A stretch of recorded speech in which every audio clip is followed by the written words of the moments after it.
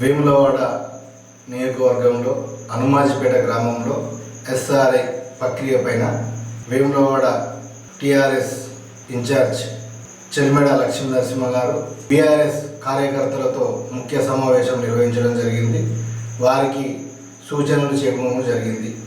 TRS నాయకులకు ఇంటింటికి వెళ్ళి ఓటర్ సంబంధించిన ఎస్ఆర్ఐ ప్రక్రియను మన నాయకులు కూడా పరిశీలించి వారి ఓటర్లు ఉన్నాయా లేవని కూడా చెక్ చేసి చూడాలని చెప్పి చెలిమెడ లక్ష్మీ నరసింహ గారు నాయకులకు సూచన ఇవ్వడం జరిగింది.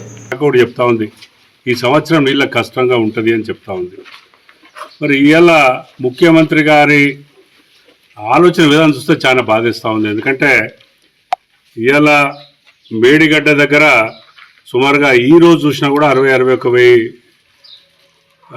టీఎంసీ అంటే క్యూసెక్లో నీళ్లు పోతా ఉన్నాయి. అంటే సుమారుగా 4-5 టీఎంసీలో నీళ్ళు పోతా ఉన్నాయి. ఎత్తిపోసే అవకాశం ఉన్న ఈ కరువు కాలంలో మరి ముఖ్యమంత్రి గారు ఏదో ఒక కారణం చెప్తా ఉన్నారు. మరి మా పార్టీ నాయకులు గౌరవనీయులు హరీష్ రావు గారు కానీ కేటీఆర్ గారు కానీ అరే భేద మీకు మాకేమున్నా కూడా మమ్మల్ని తిట్టినా కూడా బాధలు కానీ తెలంగాణ రైతులను కాపాడండి అని చెప్తా ఉన్నారు. కానీ దానిని ముఖ్యమంత్రి అవలైన చేస్తుంటూ ఒక పత్రికా మిత్రుడు అడిగి, సార్ మరి కరువు వస్తుంది ఎట్లా అంటే మరి వాళ్ళని కోసి రక్తం వేస్తే పంటలు పండుతున్నాయి అంటే రైతులు మీకు అంత చులకనగా కనిపిస్తున్నారా? అంటే మీకు ఒక హోంమంత్రిగా ఉండి అంటే మీరు ఒక క్రిమినల్ చర్యలను అంటే మరి ప్రేరేపిస్తున్నారని మీ ద్వారా మేము అడగదలుచుకున్నాము. అందుకని ఇప్పటికైనా మీరు మీ కళ్ళు తెరిచి, ఎందుకంటే ఏదో 40 గ్రామాలు కొట్టుకపోతే అని చెప్తా ఉన్నారు.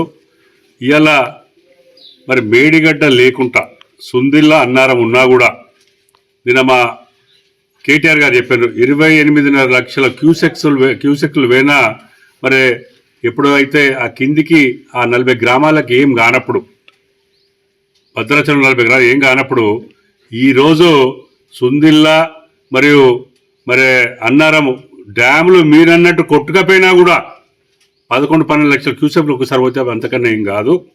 మీ అవగాహన లోపంతోనే తెలంగాణ రైతాంగాన్ని ఇబ్బంది ఇప్పుడు పెట్టొద్దు.